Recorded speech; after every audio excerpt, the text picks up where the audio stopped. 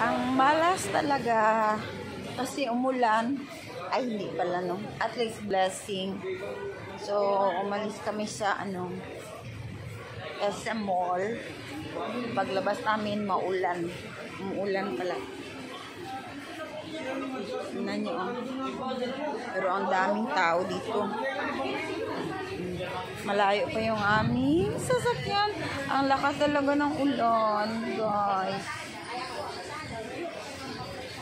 Ano kaya ito? Ano?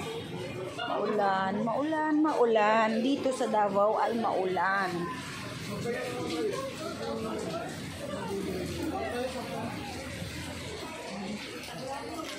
Ano?